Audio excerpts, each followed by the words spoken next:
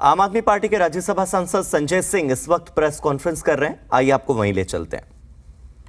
अरे बेईमानो, तुम्हारे लोगों पर बीजेपी के एमएलए के बेटे के यहां 6 करोड़ रुपए तो कैश रिश्वत बरामद हुई, कैमरे पे बरामद हुई।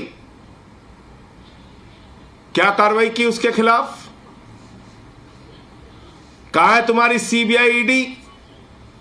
कहां है तुम्हारा इनकम टैक्स डिपार्टमेंट?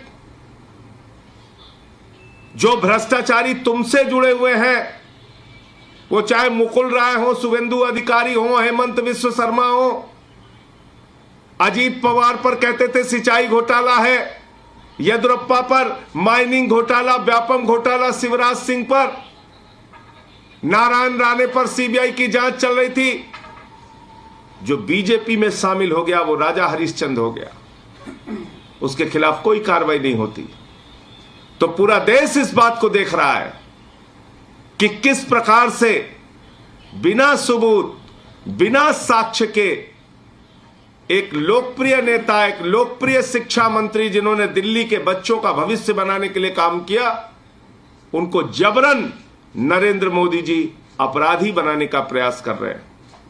और समय आने पर इस देश की जनता और दिल्ली की जनता इस बात का जवाब देगी। आपके कोई प्रश्न? किसकी शह पे मानसिक उत्पीड़न कराया जा रहा है, क्या आपका आरोप? भारत की सरकार और नरेंद्र मोदी जी देश के प्रधानमंत्री हैं, और किसकी शह पे हो रहा है? आप मुझे बताइए, जिस व्यक्ति के खिलाफ किसी भी प्रकार का कोई साक्ष्य नहीं, सबूत नहीं, पहली चार्जशीट में नाम नहीं, दूसरी चार्जशीट में नाम नहीं, जिसके घर पे छापेमारी हो गई, गांव में छापेमारी हो गई, बैंक में छापेमारी हो गई, दफ्तर में छापेमारी हो गई, कुछ नहीं मिला, तो अब आप उसका मानसिक उत्पीड़न करके कह रहे हैं कि अपराधी बन जाओ, अपराधी बन जाओ। ये किसके कहने पे किया जा रहा है? ये भारत के प्रधानमंत्री नरेंद्र मोदी के कहने पर किया जा रहा है, क्योंकि सीबीआई उनकी एजेंसी है, उनके अधीन आती है। ये मेरा सीधा आरोप है।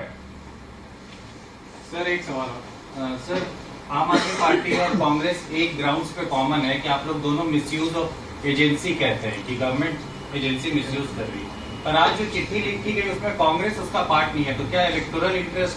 ये कांग्रेस वालों से पूछिए, उसका जवाब मैं कैसे दे सकता हूं? जो चिट्ठी है उसके बारे में जरूर बता देता हूं।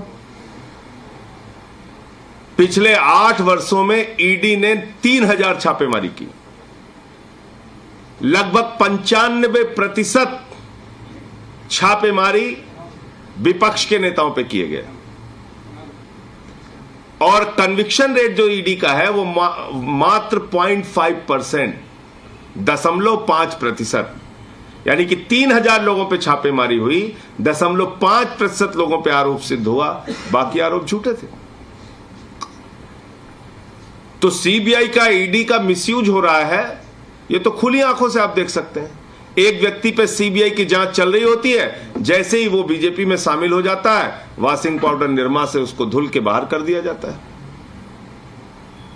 वो राजा हरिश्चंद्र हो जाता है। आप उठा के देख लीजिए ना, सारे रिकॉर्ड उठा के देख लीजिए। मैंने इतने नाम तो लिए यहां आपके सामने। जो जो बीजेपी में गया, सारी जांच बंद हो गई।